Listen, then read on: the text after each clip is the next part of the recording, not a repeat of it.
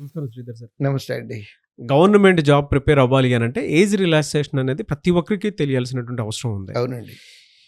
ఏ ఏ కేటగిరీకి ఏ ఏ విధంగా ఉండే అవకాశం ఉంటుంది, అంటే ఎంతవరకు ఉంటుంది అసలు రిలాక్సేషన్ అనేది? యాక్చువల్గా అండి, బ్యాంక్ ఎగ్జామ్స్ తీసుకుంటే క్లర్క్కేమో 28 ఇయర్స్, పిఓకేమో 30 ఇయర్స్ నార్మల్ ఏజ్ అండి, హైయర్ ఏజ్ లిమిట్ లేదా అప్పర్ ఏజ్ లిమిట్ అంటారు. కానీ ఎగ్జామ్షన్స్ ఉన్నాయండి.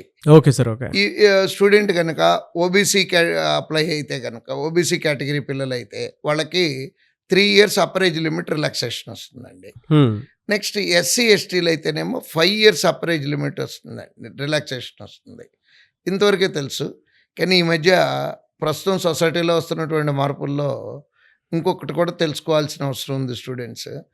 ఏంటంటే విడో అంటే హస్బెండ్ చచ్చిపోయినటువంటి వాళ్ళకి, నెక్స్ట్ డైవర్సీకి, అంటే డైవర్స్ అఫీషియల్గా అయ్యి ఉండాలండి, ఓకే, వాళ్ళకి 9 సంవత్సరాల రిలాక్సేషన్ వస్తుంది.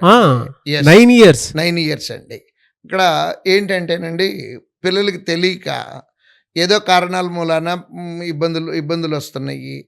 ఆ ఇబ్బందులు అట్లా అనుకొని అట్లా ఉండిపోకుండా మళ్ళీ వాళ్ళు కెరీర్ స్టార్ట్ చేయొచ్చు అనేది పిల్లలకి తెలియజెప్పాలనేది అనుకుంటున్నానండి నేను. 9 ఇయర్స్ అండి upper age limit, 9 years relaxation. Terms and conditions లో ఆ సర్టిఫికేషన్స్ అనేవి ఖచ్చితంగా ఉండాలి. అంతేనండి. ఇది ఉంటే అంటే నిజంగా చూస్తున్నామండి, ప్రతి సంవత్సరం ఇట్లాంటివి మాకు ఉద్యోగాలు వచ్చిన కేసులే 4-5 గ్యారంటీగా, అంటే విజిబుల్గా మాకు కనపడుతున్నాయి. కనపడకుండా ఇంకా ఉండి ఉండొచ్చు. బట్ ఈ ఆపర్చునిటీ అనేది ఉంది అనేది అందరూ తెలుసుకోవాలండి. డెఫినెట్గా సార్, చాలా మంచి క్లారిటీ ఇచ్చారు. నిజంగా చాలా మందికి అలాంటి అవకాశం, 9 ఇయర్స్ రిలాక్సేషన్ అంటే చిన్న విషయం కాదు. అవునండి. అండ్ ఆ సర్టిఫికేషన్ ఉన్నా కూడా దాని నుంచి కొంచెం అప్లిఫ్ట్ అవ్వడానికి, వాళ్ళ కెరీర్ అప్లిఫ్ట్ అవ్వడానికి చాలా బాగా ఉపయోగపడుతుంది. థ్యాంక్ యూ సో మచ్ అండి. థ్యాంక్ యూ అండి.